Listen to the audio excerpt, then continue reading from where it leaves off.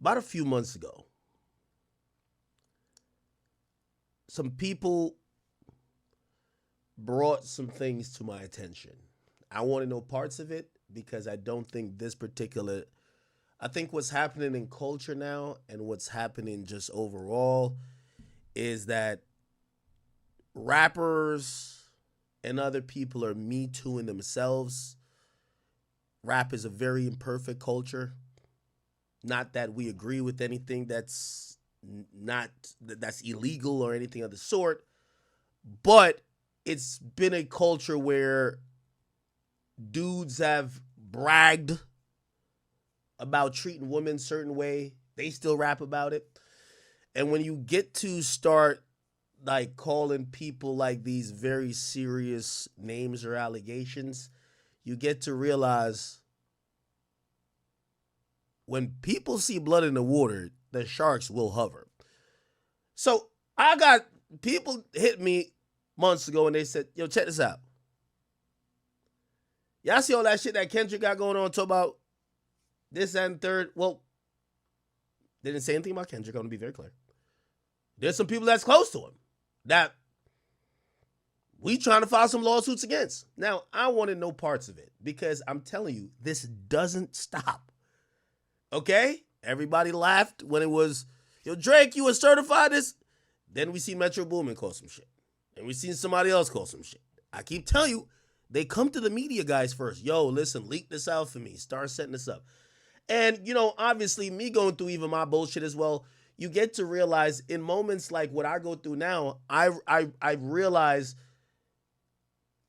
when you hype up some shit going at another nigga, you'll never understand what it feels like, especially if it's some false shit, until people start talking about you. That's a fact. And it's always a good reminder, right? You know what I mean? I remember when they reported certain shit about me like almost a year ago. Shit, I've reported that or just copied and pasted and just posted with somebody else about somebody without the thought in the world. And then when I realized, I'm like, damn, that person probably did feel like shit. Especially when there was no merit to it. Now, obviously, this is not trying to like gaslight or nothing if there's situations that have merit to them. But it looks like at least one of these situations have now came to light. I want to let people know because I see also fan bases engaged in this really negative type of derivative type of, oh, this person is blah, blah, blah. I declined when it came to my desk. Okay? However, it appears that Kendrick Lamar's label, or former label, TDE, was actually sued, I believe yesterday or today, in LA Superior Court, and they're actually alleging sexual misconduct. And it's nothing to do with Kendrick, I want to be clear, but they are alleging that these acts had to do with the executives of the company. Okay? I'm going to just read.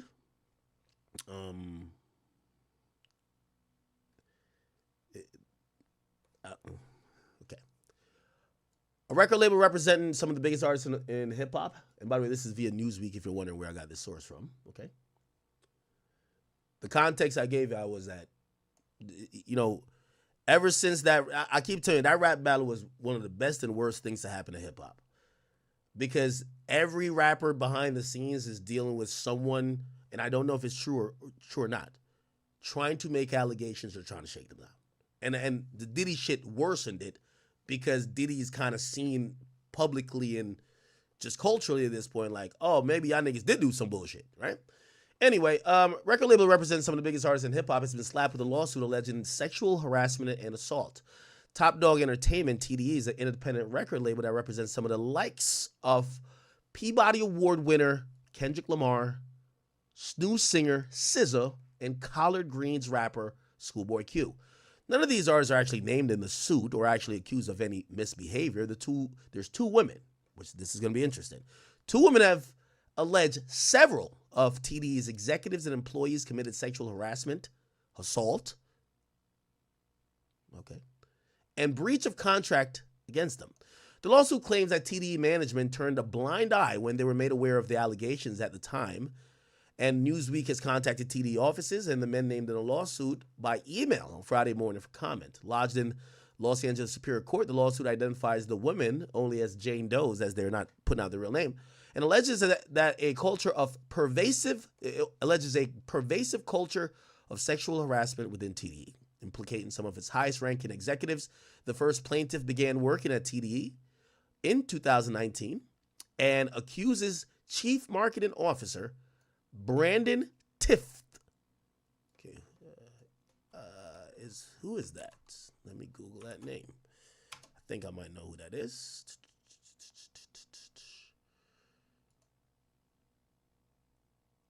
Okay. All right. Of approaching her and making unwanted sexual advances and sexual battery. Wow. She also alleged that TDE's president, Anthony Tift Jr. Okay, let me Google that name. By the way, I'm reporting this, and I do want to tell y'all, I don't like where rap is going, and it's not because I don't want to silence nobody, but we're in this era that fans want to call everybody a name, and it never just happens where those guys are the only guys that do it. There's a girl that's down to say your favorite rapper did it too, unless he's been very clean nose. However, and I just want to say that, right? Hold on. Anthony Tift Jr.